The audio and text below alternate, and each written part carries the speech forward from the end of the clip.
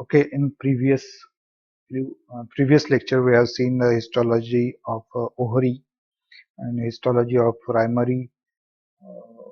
primordial follicle, then histology of primary follicles, and now we'll see histology of secondary follicles. So here in this text slide, that secondary follicle is also called as the antral or vesicular follicle. It consists of about 8 to 12 layers of follicular cells surrounding the central oocyte. The major characteristics is that fluid-filled space have formed between some of the layer of follicular cells. In earlier stages of follicular cells, you will not find any space, empty space, or that empty space means a space filled with the fluid, which is not present in earlier to the primary follicle. All the space available is filled with the glycoproteins and zona pellucida and zona granulosa. But as these follicles matures or they go on advancing to maturity, now they start forming the empty space between the surrounding of these oocytes in between the follicular cells. These space will enlarge and fuse with each other to form the antrum of a mature follicle. That is, theca folliculi is identifiable in this stage.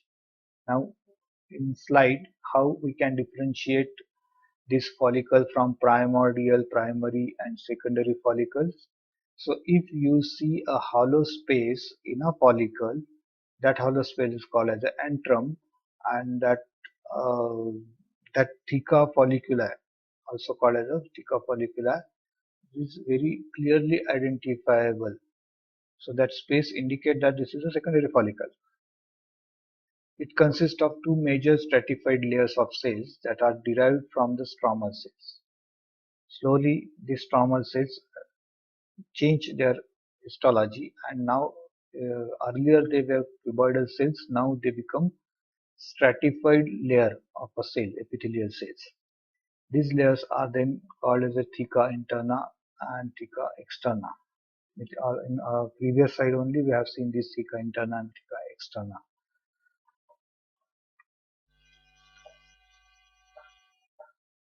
Okay, this is a diagram and color photograph of secondary follicle. Now see what we said just now, right now is a formation of a hollow space here. That hollow space is filled with the liquid that is called as a liquor folliculi, and that space is called as a antrum. So these are the oocytes, all that surrounding follicular cells. They now start forming the hollow space, and if you see such hollow space, we term this as a secondary follicle. Then remaining layers, that is theca interna, theca externa of stromal cells, are as it is. Blood vessels now start invading this follicle because as if it is advancing, it requires some nourishment.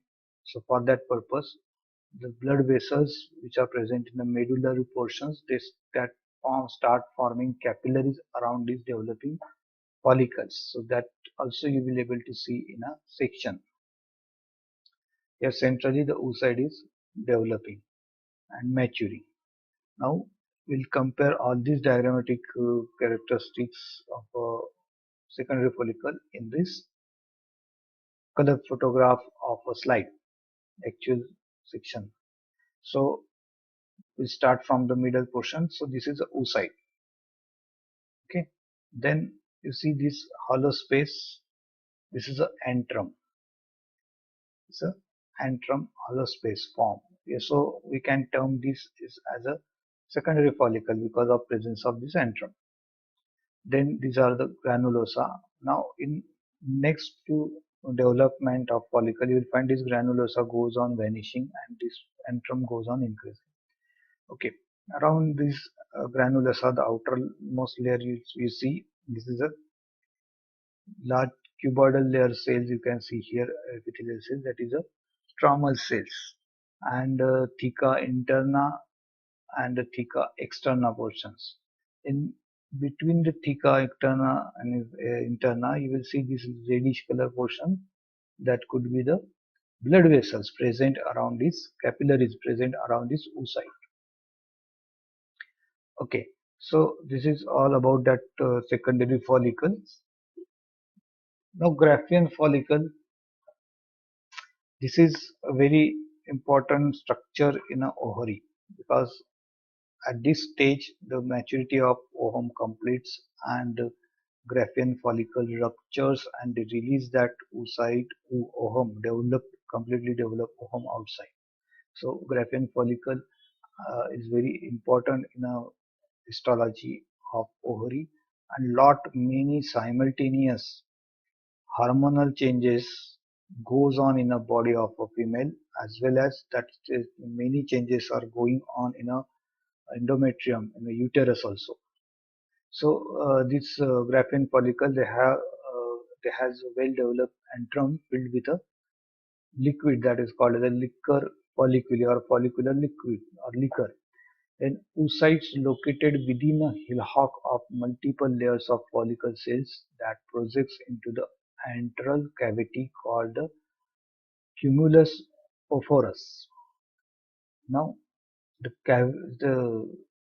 inside this follicle, some follicular cells they form a layer in front of this oocyte that and the cavity is called as a cumulus ophorus. The follicle cells directly adjacent to oocyte forms a corona radiata that will remain associated with the oocyte after ovulation. Okay, again the follicular cells directly adjacent to the oocytes. They form the corona radiata and that will remain associated with oocyte after ovulation. Ovulation is a process when the oocyte or ovum come out of this Graafian follicle, come out of the ovary into the that suspended funnel-shaped fallopian tube. Okay, that is what is the ovulation. And during ovulation, around the oocyte, some follicular cells remain attached. That follicular cell which remain attached to the ovum, they are called as a corona radiata. Now here we'll see the detail what we learned in previous slide. So this is the ovum again, and previously this ovum is surrounded with the granulosa. Now see the granulosa is reducing the periphery, but not still it is reducing periphery and the cavity is increasing and it is filled with the liquid.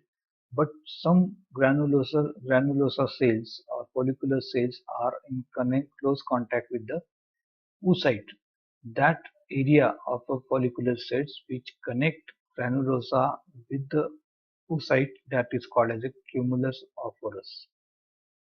And this goes on reducing as this cavity advances, it goes on reducing and at one moment the oocyte get detached and it is then free flowing into this liquid. Okay, so though they detach, the one layer of these follicular cells remain there around the ovum, and that layer of follicular cell is called as a corona radiata.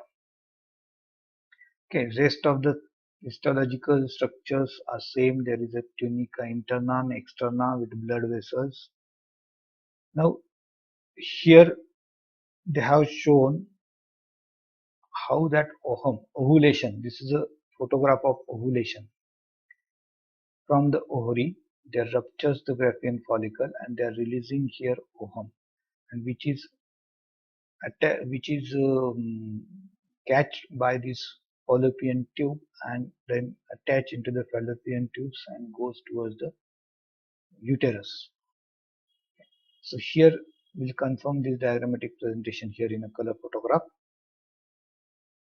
Now see here the antrum or liquor folliculi space is very much increased and large, pushing that granulosa cell to the surrounding. Slowly that follicular cells remain only small portions is remain there which is communicating with the granulosa and ovum. That portion here that will be called as a cumulus ophorus. and the cell lining around the ovum, they will be called as a corona radiata. Okay, now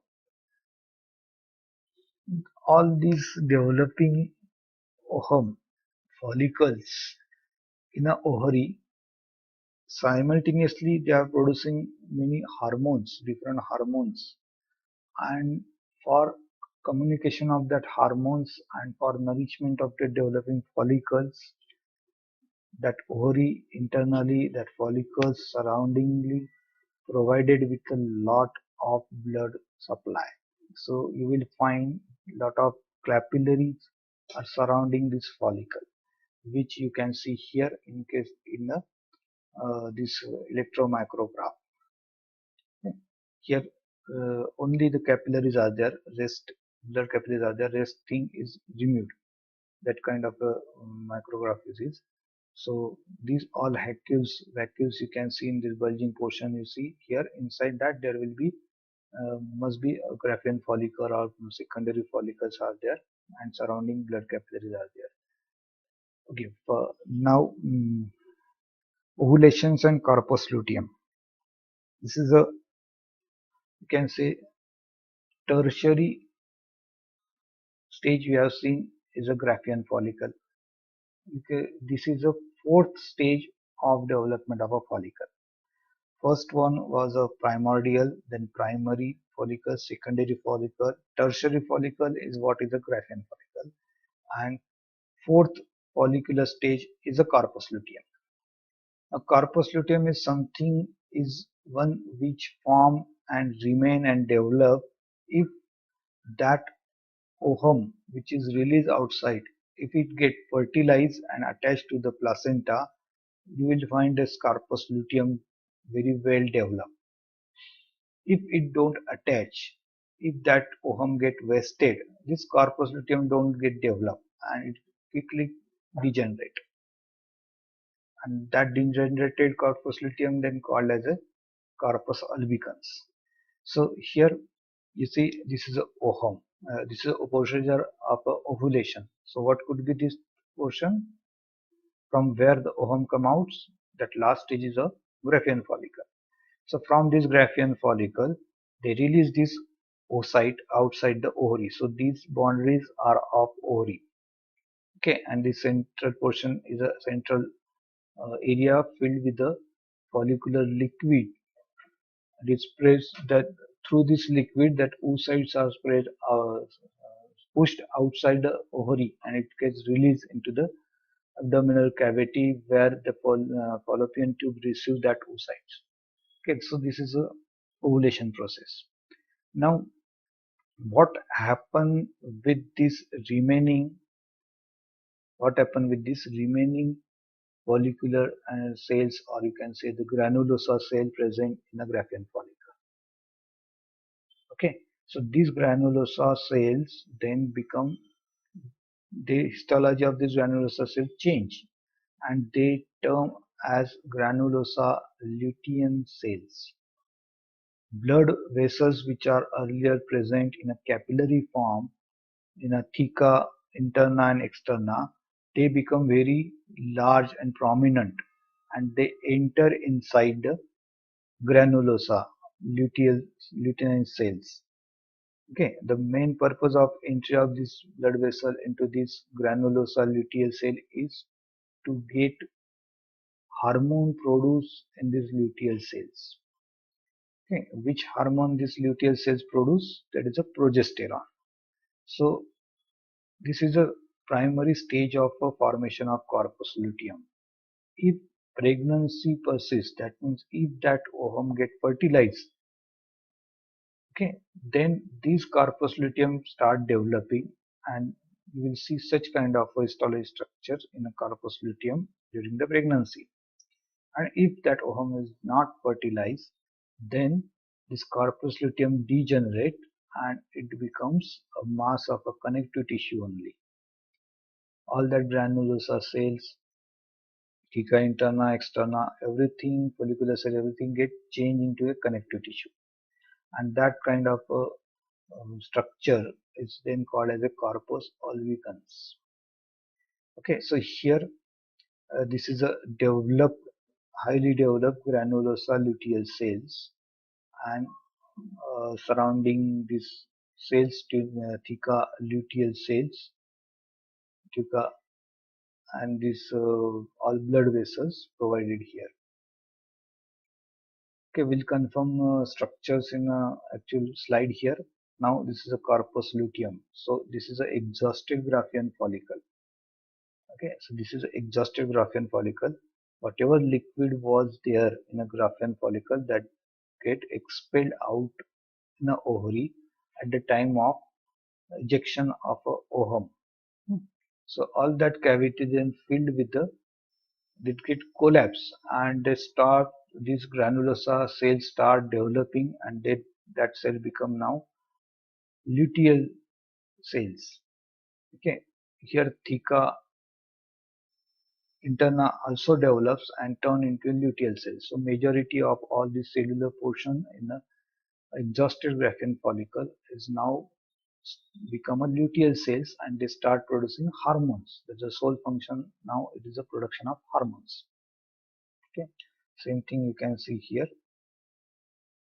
Again, the here. Okay, so if that corpus luteum doesn't happen, pregnancy doesn't happen, then that corpus luteum luteal cells start degenerating, and all the cellular structures become turn into connective tissue structures, and that forms the albicans. Now see here, you will not see any granulosa cells, basal cells, or that theca interna, anything, but all look same, like connective tissues. So this is degenerated corpus luteum called as a corpus albicans. But if the pregnancy persists, now here you can see, compare the structure here. It's a corpus albicans. So that might be that time pregnancy doesn't happen, and that corpus luteum degenerated. But after that, whatever the Graafian follicle ovum is released, that get fertilized and pregnancy persists. So see how proliferically this corpus luteum has developed into the ovary, because when there is a pregnancy going on, that time all menstrual cycle is prolonged to the 9 month. There will be no menstruations during the pregnancy. So no synchronized development of a follicle take place in a ovary. There remain only one and only follicles active in the form of a corpus luteum. So you can see all other developing follicle stages are arrested to the same stage. They are stopped. And here it is a complete corpus luteum developed.